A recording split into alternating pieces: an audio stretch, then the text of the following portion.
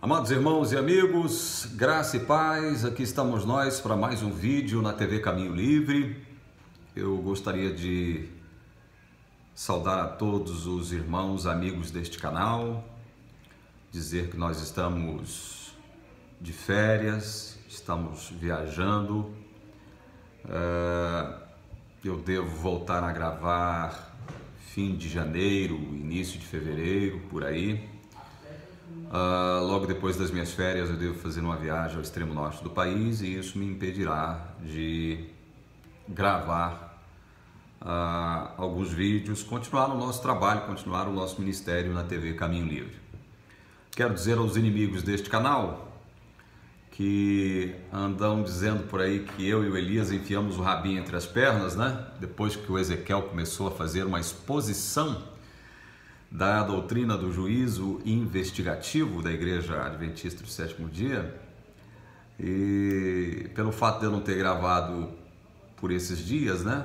Eu quase não fiz nada agora em dezembro.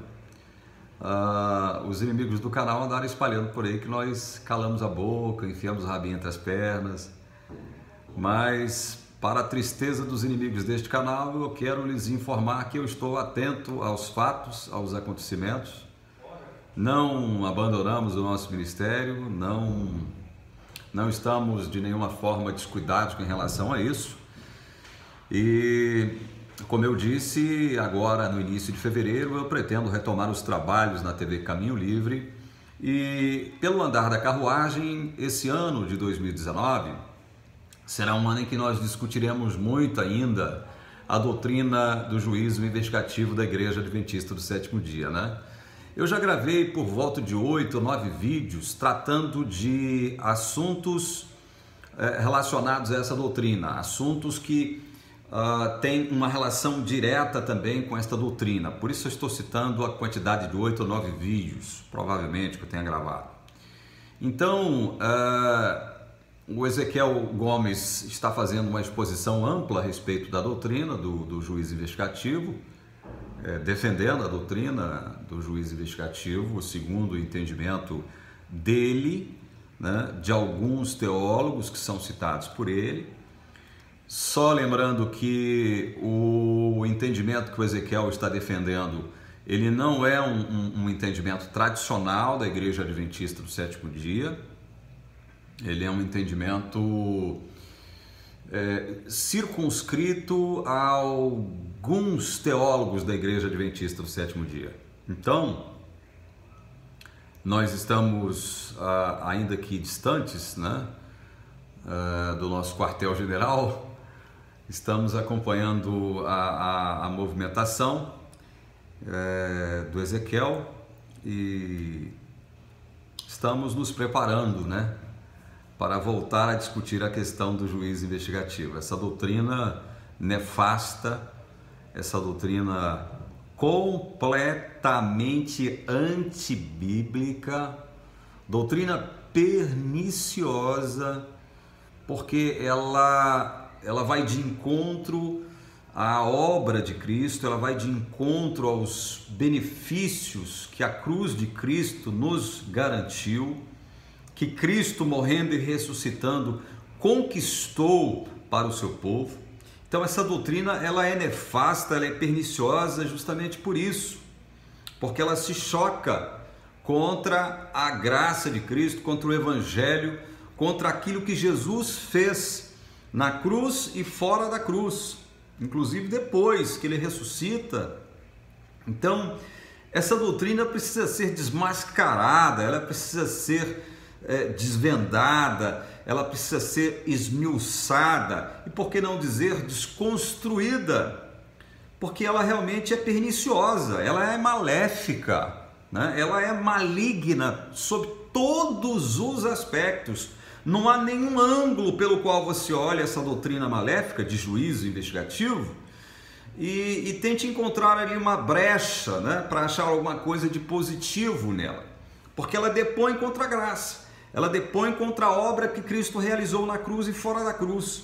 Por isso ela é nefasta, por isso ela é maligna. E nós vamos, pelo visto, nós vamos em 2019 voltar a citar algumas questões relacionadas a essa doutrina nefasta, e a discussão, pelo que eu estou observando, ela se prolongará, né? Ela se prolongará.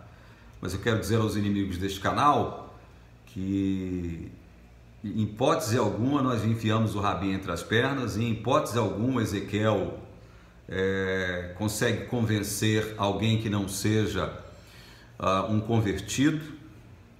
O Ezequiel, ele só consegue ludibriar os incautos, né? Os convertidos à Igreja Adventista do Sétimo Dia, as pessoas que não têm familiaridade com a Palavra de Deus, as pessoas que não conseguem estudar a Palavra de Deus por si só, ou por si sós. Então, o Ezequiel consegue convencer somente adventistas do sétimo dia. Ezequiel não consegue convencer ninguém fora do círculo adventista, não. Muito do que Ezequiel está fazendo é malabarismo hermenêutico, malabarismo retórico, malabarismo exegético, né? Ezequiel é um cara competente, fala bem, articulado. Então, na verdade, quem ele consegue convencer? Os adventistas do sétimo dia somente. Ele fala para convertidos, né? Ele só fala para convertidos. Ele só consegue convencer essa classe de gente, essa categoria de gente, nada mais do que isso, né?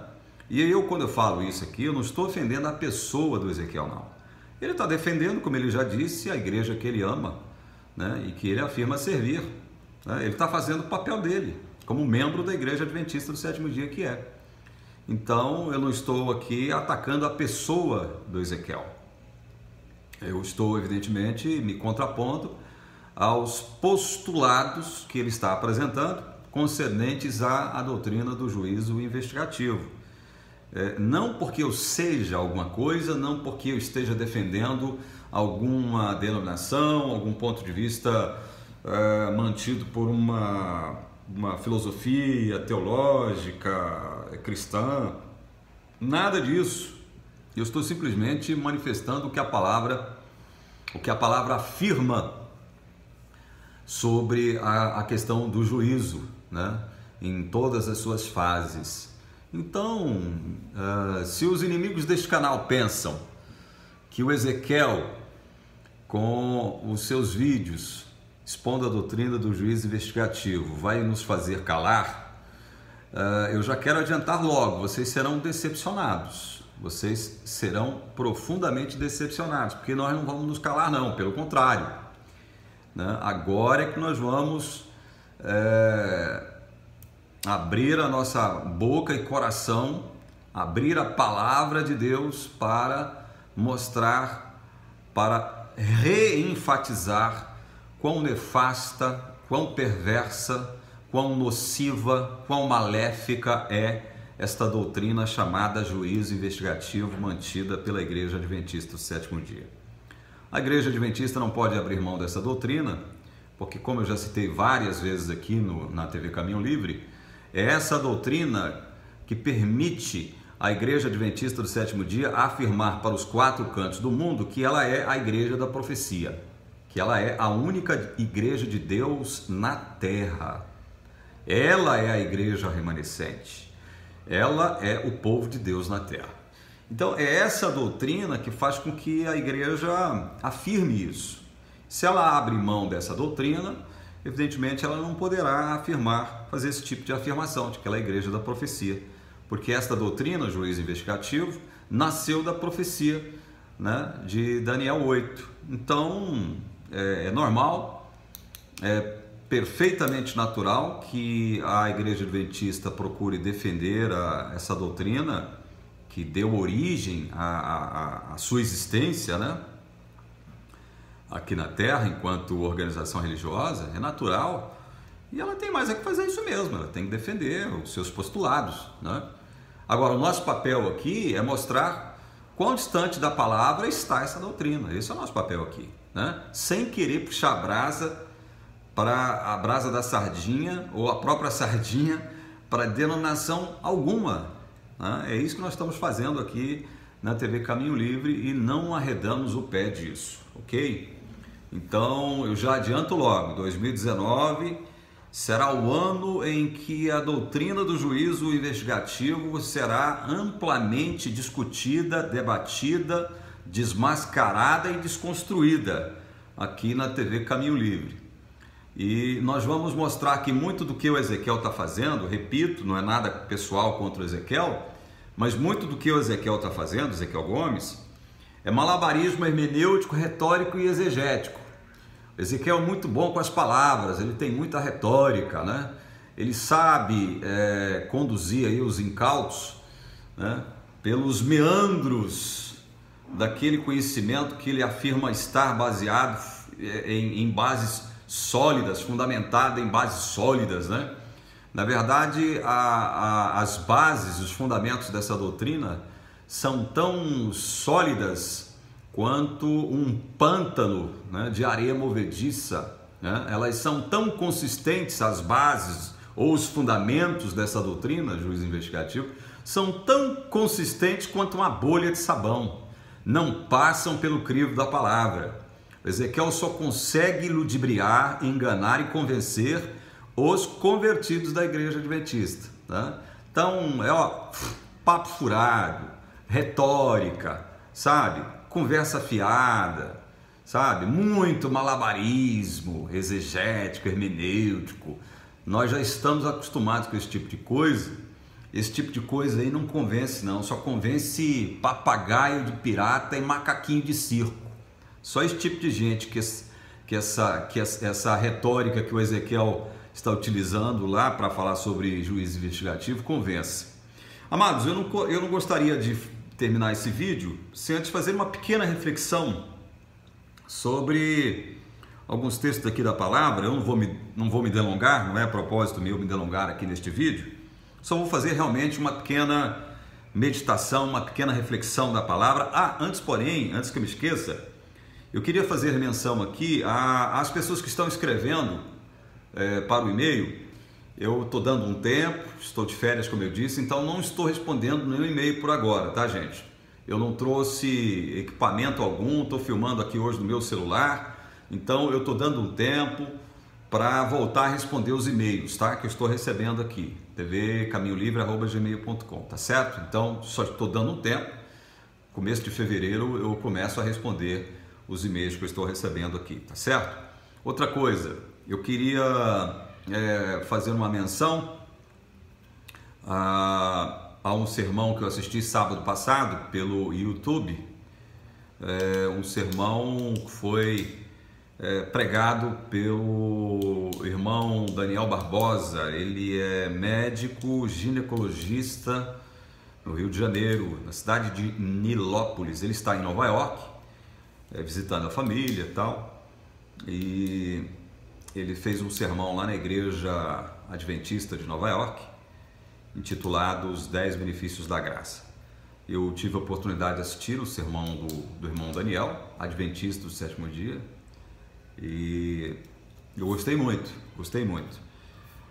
Como o próprio título do sermão sugere, foi um sermão cheio de graça e de verdade. Poucas vezes eu ouvi tantas coisas maravilhosas a respeito da graça num sermão proferido não por um pastor, mas por um leigo, um ancião de igreja, o Dr. Daniel Barbosa.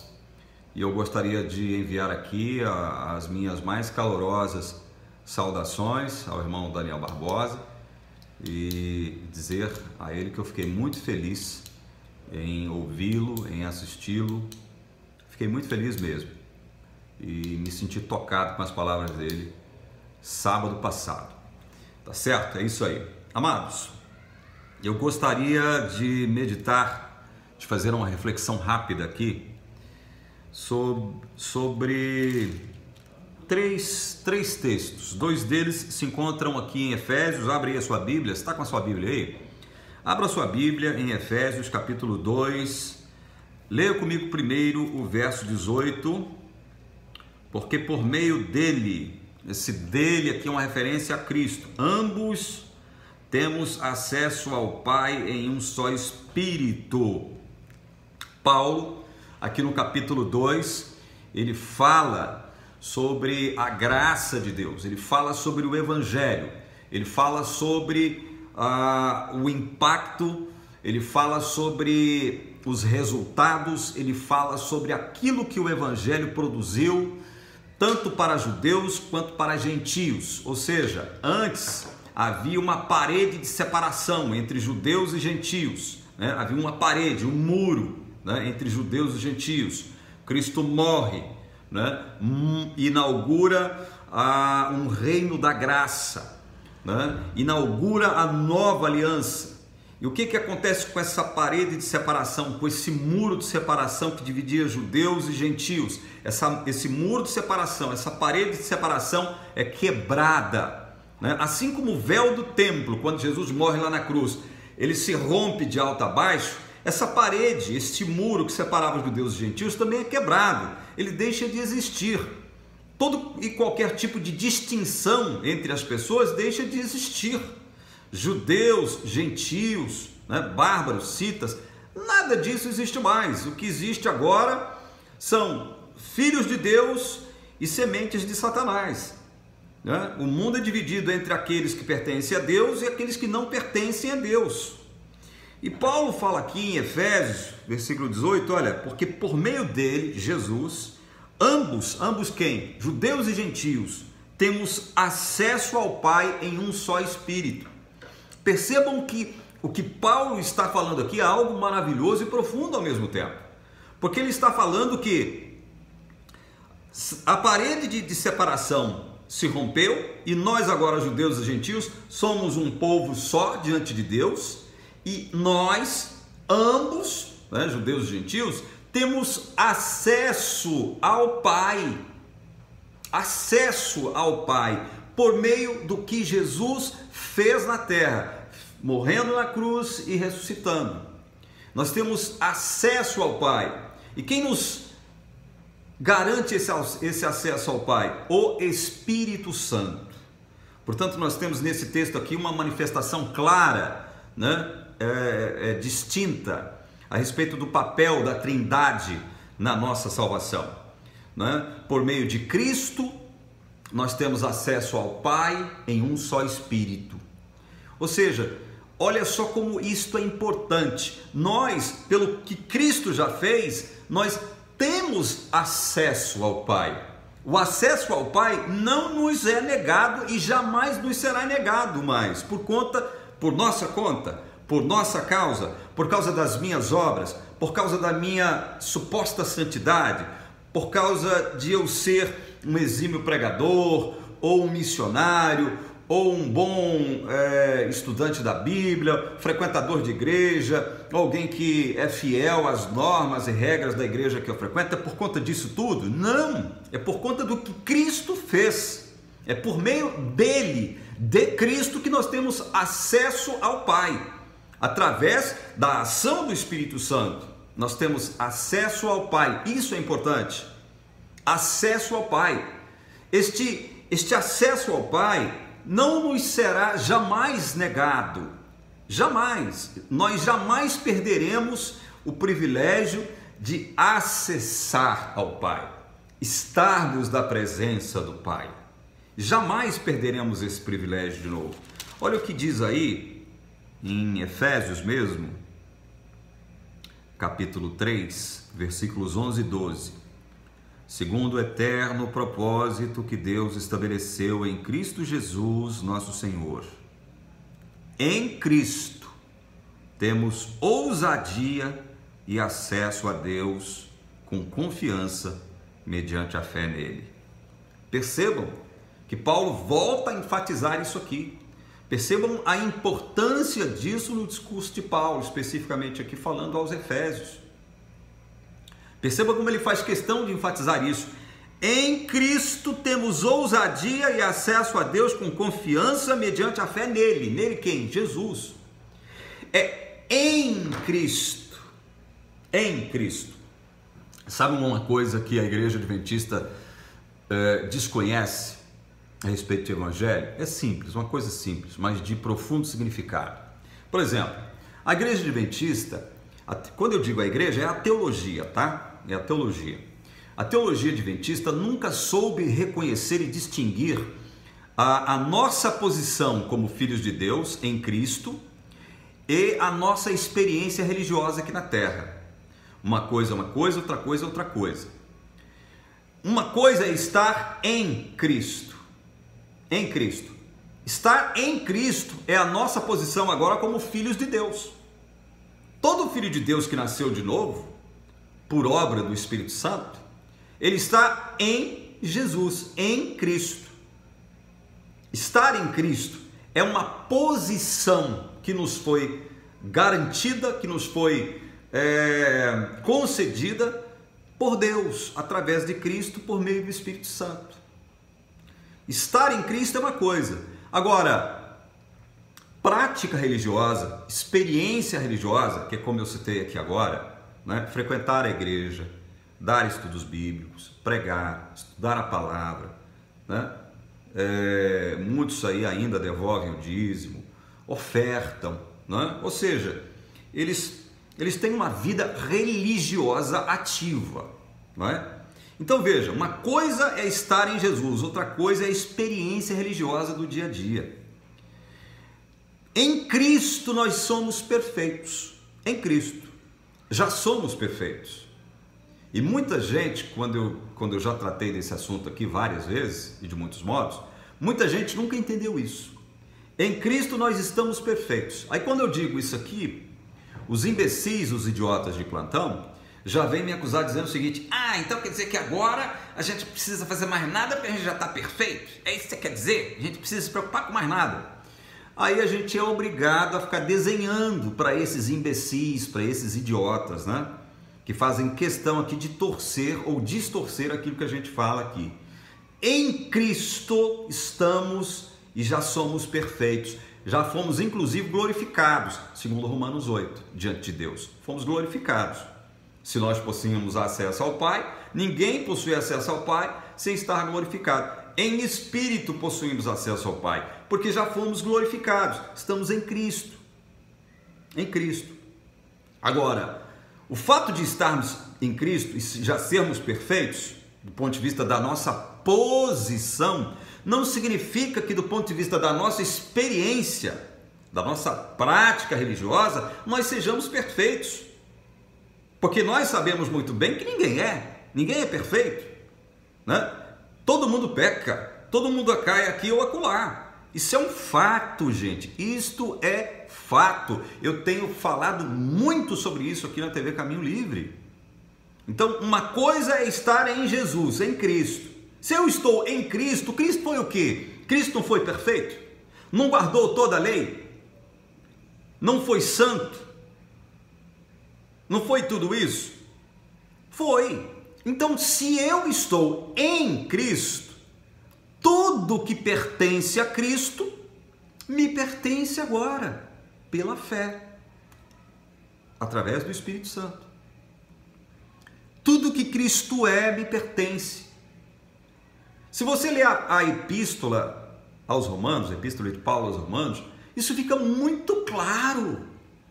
Aliás, foi estudando a epístola de Romanos que eu pude conhecer o que é evangelho de fato, de verdade, e abandonei a igreja adventista do sétimo dia para nunca mais voltar. Nunca mais voltar. Não é porque lá dentro da igreja adventista não há boas pessoas, não há gente boa, não há gente saudável lá, não. Não é por conta disso. Não é porque eu agora sou perfeito que eu deixei a igreja adventista, não é nada disso. Eu tenho dito isso aqui também. Aliás, desde o meu primeiro vídeo, não é? Deixei a igreja adventista simplesmente porque a igreja adventista desconhece evangelho, desconhece graça.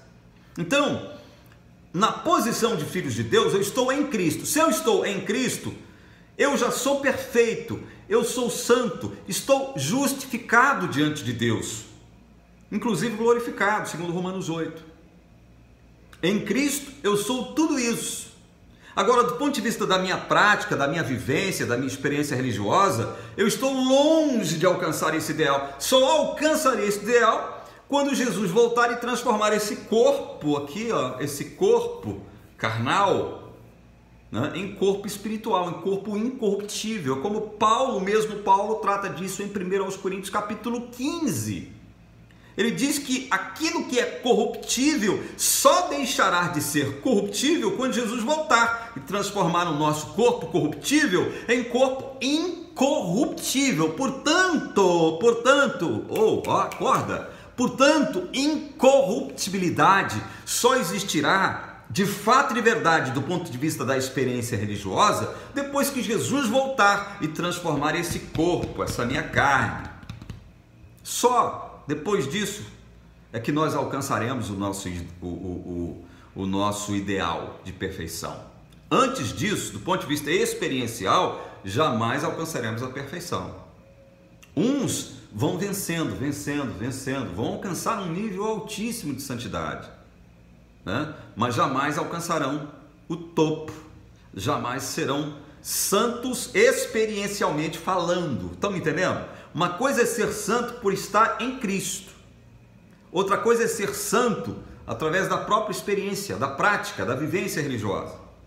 A Igreja Adventista desconhece essa pequena distinção e por isso ela trava a vida de muita gente. Ela deixa muita gente desconfiando de Deus, desconfiando do Evangelho, desconfiando da graça, desconfiando do próprio Cristo, não acreditando que o que Cristo fez por nós realmente é boas novas, ou são boas novas. Eu mesmo era um desses. Eu pensava, meu Deus do céu, isso é bom demais para ser verdade. Mas o melhor de tudo é que é verdade. O Evangelho são boas novas mesmo, não é? Então veja, em estar em Cristo quer dizer o quê? Que eu não estou agora em mim mesmo. Já não sou eu quem vive, mas Cristo vive em mim. Muita gente tem um entendimento errôneo, equivocado a respeito desse texto, Gálatas 2:20. Eu era um desses. E quando eu li esse texto, eu ficava petrificado de medo, porque, meu Deus do céu, como é que eu posso ainda afirmar que Cristo vive em mim e eu ainda cometo erros, cometo pecados, ainda caio, né? Tropeço e caio aqui e acolá, né? O fato de eu estar em Cristo não significa que eu, do ponto de vista experiencial, já deixei de pecar, deixei de errar, deixei de cair. Não é uma coisa, outra coisa. A Igreja Adventista nunca soube distinguir isso. E Paulo deixa isso muito claro, não só na Epístola de Romanos, bem como em todas as suas epístolas. Não é? Então, isso precisa ser explicado, enfatizado, isso precisa ser mostrado para que as pessoas possam saber que realmente, o que é realmente de fato de verdade o Evangelho. Então Paulo diz aqui em Efésios que em Cristo nós temos ousadia e acesso a Deus. Em Cristo. Por conta de tudo que Cristo fez, nós estamos nele, e se estamos nele, nós temos acesso ao Pai. Isso é uma verdade maravilhosa. Eu não preciso, veja bem, eu não preciso esperar um suposto juízo investigativo, Jesus passando ali pelo livrinho, onde estão relatados os meus atos, né? Estão lá relatados os meus atos, Jesus passa lá, Paulo, César, errou aqui, fez isso, fez aquilo, caiu acolá, errou acolá, cometeu esse tipo de pecado, mas esse pecado, está tudo relatado lá, né? Já pensaram? Eu estou lembrando aqui de uma frase, até dita pelo Ezequiel mesmo dias atrás, na RIT TV, debatendo com o pastor lá. Nós somos salvos pela graça e julgados pelas obras. Isso é outra imbecilidade, isso é outra coisa ridícula, medíocre. Ainda mais sendo dita por um mestre em teologia. Somos salvos pela graça, mas julgados pelas obras. Ora, meu Deus do céu! Isso é um entendimento adventista, isso é uma das coisas mais absurdas que eu já ouvi dentro da igreja. E ainda sou obrigado a ouvir. Se nós somos salvos pela graça, mas julgados pelas obras, o que vai prevalecer? A graça ou as obras? Se nós somos, no final de contas e no fim de tudo, julgados pelas nossas obras, para onde é que penderá essas obras? Para onde? Se nós jamais deixaremos de pecar do ponto de vista experiencial antes da glorificação de Cristo na parousia, na sua volta.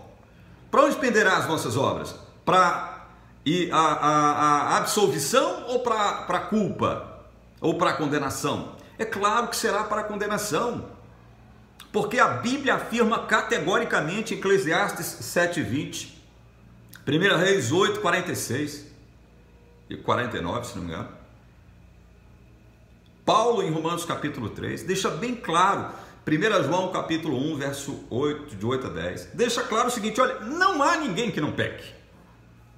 Então, se nós somos salvos pela graça e julgados pelas obras, com toda certeza, se assim for, nós seremos condenados. Você pode esperar a sua condenação.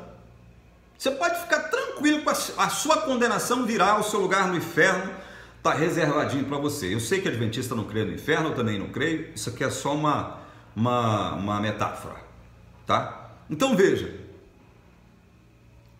a gente tem que desmistificar, a gente tem que desconstruir, a gente tem que desmascarar todos estes erros medíocres, absurdos, erros teológicos absurdos e medíocres, propostos pela igreja adventista, tá? E se, olha, eu estou cansado de ler comentários aqui de adventistas esperneando, sabe? Apresentando os argumentos mais ridículos, mais imbecis do mundo, né? Tem gente que critica até os meus dentes aqui, a minha falha dentária, querendo me ferir com isso, né?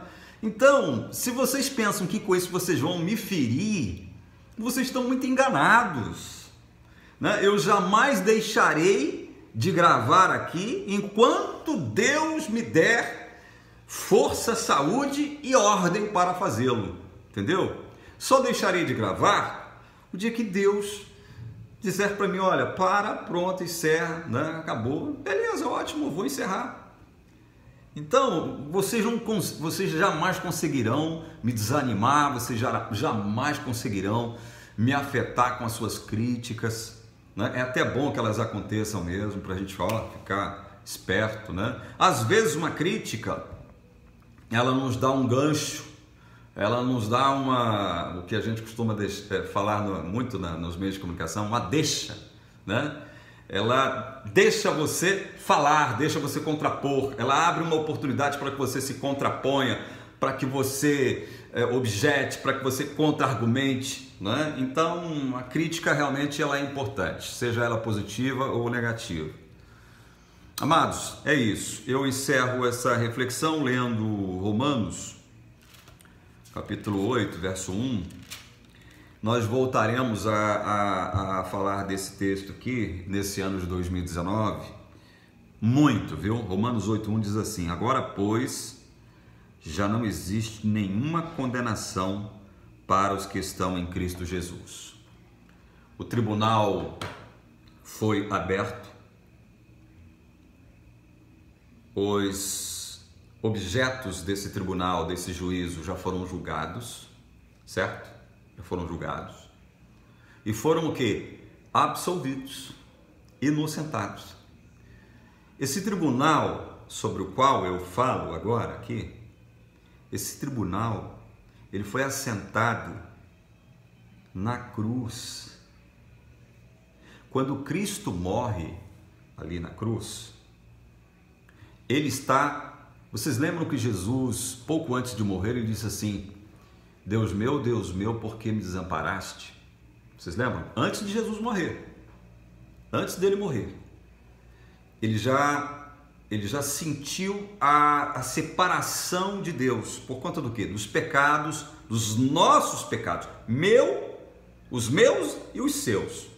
Isso provocou uma ruptura do relacionamento, no relacionamento de Jesus com Deus. Jesus se separou de Deus ali, pouco antes da cruz. Ele se separa de Deus, porque ele estava carregando os pecados do seu povo, da sua igreja.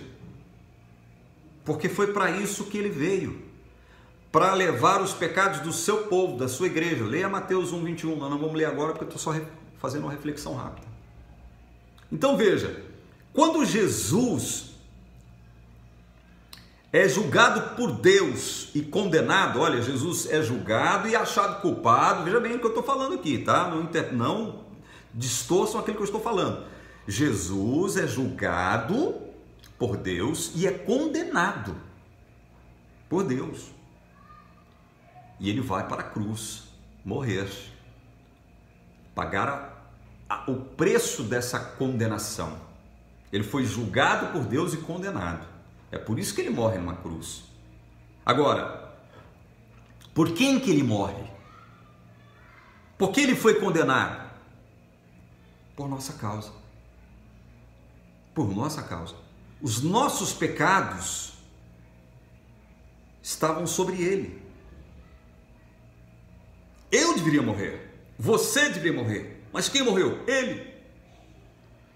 Então, Jesus foi condenado, a sentença foi proferida sobre ele, culpado, e foi condenado, a sentença foi executada, ele morreu na cruz. Quando ele morre na cruz, ou seja, o que ele faz? Ele pagou a culpa, a condenação de todos os nossos pecados, todos, os meus pecados passados, os pecados presentes e os pecados que eu vou cometer ainda. Ele fez isso na cruz. Ele fez isso, ele pagou o preço da nossa culpa, dos nossos pecados. Então veja, se ele foi julgado, sentenciado, condenado e teve a sentença já executada por nós, em nosso lugar, se isso já aconteceu na cruz, é por isso que Paulo fala aqui, olha, agora pois quando? Depois que Jesus morre e ressuscita. Depois que Jesus morre e ressuscita. Este agora pois aqui do texto de Romanos 8 é uma referência a este período. Jesus morre e Jesus ressuscita. Agora pois, já não existe nenhuma condenação para os que estão em Cristo Jesus. Percebam isso. Não existe nenhuma condenação, não é para os santinhos, aqueles que não pecam mais. Aqueles que estão habilitados nas práticas religiosas, aqueles que são experts em prática religiosa, as mais diversas. Não é para esses que não existe mais condenação, é para os que estão em Cristo Jesus. Eu estou em Cristo Jesus. Se eu estou em Cristo Jesus, Cristo não carregou os meus pecados, não morreu pelos meus pecados, não assumiu minha culpa e condenação lá na cruz. Sim, quando ele me ressuscita para me justificar. Romanos 4:25. Ele me ressuscita para justificar, ou seja, todos os meus pecados foram condenados na pessoa dele e agora eu sou justo diante de Deus. Agora pois, então, vejam, nenhuma condenação há. Essa história de Jesus agora, desde 1844, estar no lugar santíssimo do santuário celestial, aceitando nomes, rejeitando nomes, isso é uma das coisas mais nefastas, mais perversas, mais maléficas, mais diabólicas que pode existir na face da terra. A palavra está dizendo nenhuma condenação, catacrima, se não me engano é catacrima a palavra grega aqui, nenhuma condenação há para os que estão em Cristo Jesus. Se eu estou em Cristo Jesus e Cristo pagou os meus pecados, como é que eu posso ser condenado? Não há condenação, não é porque eu sou santinho, não é porque eu sou perfeito, não é porque eu pratico boas obras, não é porque eu sou um exímio religioso, vou à igreja toda quarta, sábado e domingo, estou falando do ponto de vista adventista. Não é porque eu devolvo dízimo, ofertas, participo da programação da igreja. Não é por isso que não há mais nenhuma condenação. Não há mais nenhuma condenação, é porque eu estou agora em Cristo Jesus. Percebem? Cristo Tudo que Cristo tem e possui agora pertence a mim. Eu estou em. Eu agora sou um. Eu faço parte do corpo de Cristo. Como é que o corpo de Cristo pode ser condenado? Como é que o corpo de Cristo agora pode ser esfacelado, né? Cortado? Já pensaram nisso? Nós somos o corpo de Cristo. Cristo é a cabeça, nós somos o corpo. Já pensaram nisso? Como é que o corpo de Cristo agora pode ser ferido, né? Quebrado, rachado, cortado? Já imaginaram isso? Então, se eu estou em Cristo Jesus, já não há mais nenhuma condenação. Não há necessidade de juízo investigativo. Nós voltaremos em 2019 a remoer esse tema aqui. Olha, temos muita coisa para comentar, especialmente agora depois que o Ezequiel já publicou aí mais de 20 vídeos sobre esse assunto e pretende continuar publicando mais ainda, pensando que quantidade é qualidade, né? Mas nós voltaremos a discutir esse tema e eu espero que vocês acompanhem a discussão desse tema aqui na TV Caminho Livre, ok? Que Deus possa abençoar a você e a sua família neste novo ano que se inicia. Que Deus possa iluminar a sua mente, iluminar o seu entendimento, para que você possa ampliar o seu entendimento a respeito de Evangelho e da graça do nosso Senhor Jesus Cristo. Que Deus abençoe você, em nome de Jesus. Amém.